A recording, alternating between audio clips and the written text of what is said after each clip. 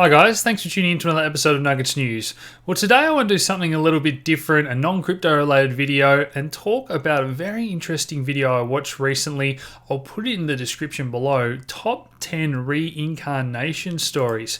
Now, I shared this in my Facebook group. I said that this is something that really interests me, things that science can't quite explain. I had a couple of individuals reach out to me and share some very interesting stories that I want to now share with you guys as well. So a bit of background, I believe there's so many great resources out there to read about this sort of stuff.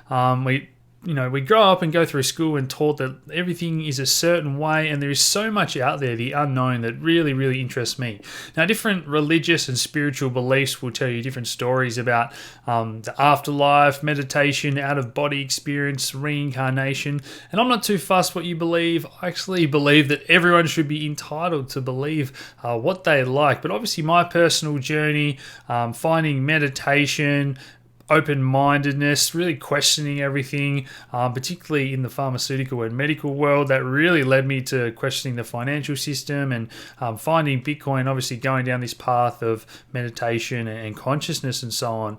Now, one thing that you do learn when studying health degrees is that we still don't really have a lot of an idea of how the brain works, particularly on those deeper levels of what is consciousness. It's still quite a mystery. And if you think about it from a science point of view, we're all carbon-based life forms, but what happens at that instant when we die? What is that life force that's that on-off switch? And what is consciousness? And on the flip side of it, when you put someone unconscious through anesthesia, what is happening? Why can certain chemicals cause someone to lose consciousness? And Dr. Stuart Hameroff has done some fantastic videos about his theories.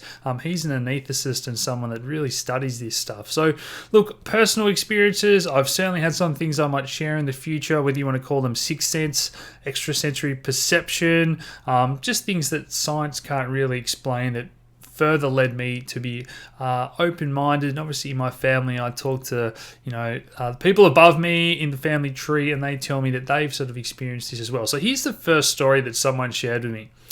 Hey Alex, interesting post regarding reincarnation. I'm not sure about it, but I've had a handful of experiences and I just wanted to point something out along these lines. So back in 1996, I'd turned 18 and I had a horrific dream. A frightening dream, being in the war in the trenches, and after waking up, it left a really deep impression on me. And owing to the clarity and the graphic content of the dream, I later wanted to find out more about this, and it was actually on Anzac Day. So it struck me that this was such an odd coincidence to have this sort of dream like that of a graphic nature on this particular day. So later in the year, my school went on an excursion to the Australian War Memorial, and as part of the excursion, a curator at the memorial showed us some rifles from different eras and handed them to us. That probably wouldn't happen today, as he says. As before all the gun laws changed in Australia.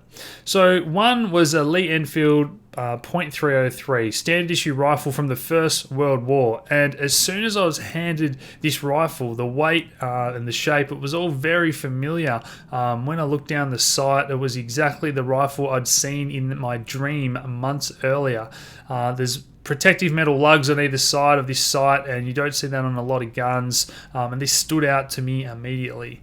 So in the years after this, had dozens more dreams all about the war. A few of them were pretty mundane, relaxing with a guy in a trench talking, him looking over at me and remarking, the wattle will be blooming back home right now, as if back home overseas in Australia.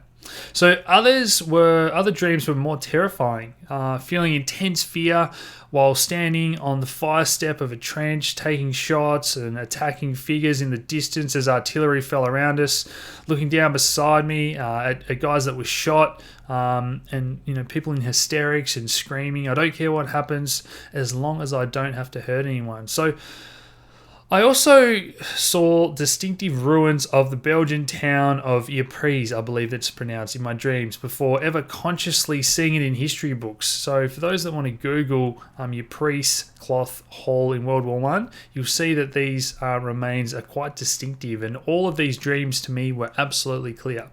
A few years later, at the age of 22, I ended up joining the army, perhaps, unsurprisingly at this point, he says. The dreams had mostly stopped by this point, but I do remember something odd happening while I was at the Army's infantry school. So instructors were giving us lessons on building defensive positions and stuff like where to position machine guns to best exploit the terrain, set up barbed wire to channel enemies, and so on. So everything you'd learned up to that point in the Army had been very new to me. But when we got to this theory of defensive positions, I knew exactly what the instructors were going to teach us before they said it, and it seemed an odd coincidence that this is the only real content in this program that I knew instinctively, and it hasn't really changed since World War One. So pretty interesting stuff there. Now, he says all this could be just down to confirmation bias and coincidence. I'm not really sure. I have had psychedelic experiences where I'd found a very profound feeling that there is vast consciousness that we all come from and return to. I'm wondering where you return to it, you bring life experiences back, they become part of the whole again, and all it's just this temporary separation until we enter a new life. Maybe it's gone some of those experienced lives from others in it. So I'm not sure. I'm inclined to look for a physical process that could allow this to plausibly happen. I guess it's just the change in storage and transfer of information at a very fundamental level. I probably feel a lot more comfortable with the idea if I knew some mechanism would behind it. Anyway, that's my experience. Thanks for sharing that post. So guys, that is absolutely wonderful stuff. There's a lot in there that I agree with. I've heard similar stories, read similar things. Personally, I do believe that the universe has some sort of wisdom and information that we go to and from. There's now scientific evidence of multiverse theory and high dimensions, all that sort of thing. So you can go down the rabbit hole as deep as you like. And I'll just quickly share. This second story is a lot shorter. So he says, this is really cool. To be honest, I don't normally let this out in public from my personal experience. I've seen future events before they occur. I'll let you guys know if I ever see a vision of crypto mooning again. It's honestly a gift and a curse. For example, I knew my father was going to pass away months before he actually did from surgical complications. And it's led me to be somewhat skeptical on what is life. If I'm able to see future scenarios way before they occur, does that mean my life is on a preset path to roll out in a specific way? It did make me question a few things. I'm a firm believer that I'm in control of my own destiny. Just when I see these visions happens, it makes me think, how am I really able to do this? I know it's pretty hard to believe this, which is normally why I don't talk about it, but I have a group of close friends who have seen this happen firsthand.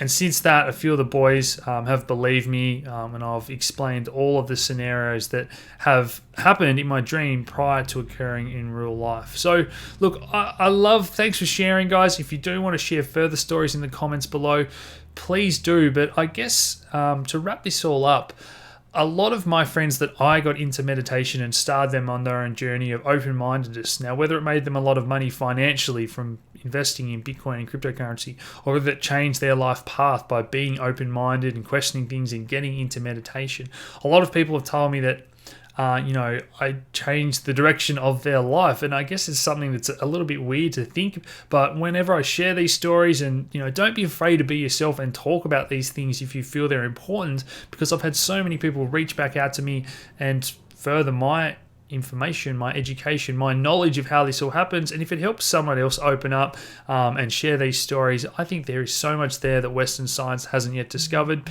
If you're interested in this sort of stuff, guys, let me know. I'll continue to cover it on the channel, but I'm looking forward to reading your comments in the description below. Hit that like button, subscribe if you haven't already, share these videos around, and thanks for tuning in, guys. Cheers.